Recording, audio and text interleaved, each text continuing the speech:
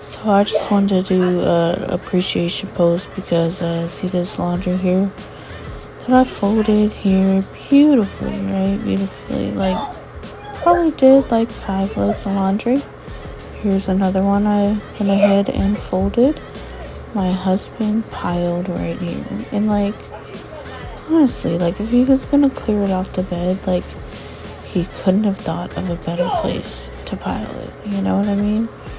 And yeah, the room was a whole mess, so I got that room back together, back to the way that I approve, my thumbs up print.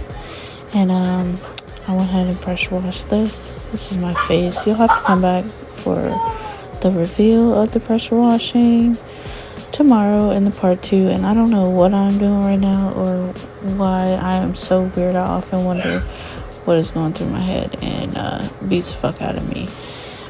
This bathroom was also a mess, so I went ahead and got that together. And yeah, that's about all I was up to today. What about you? If you like this video, subscribe for more. Thanks. Bye, peoples.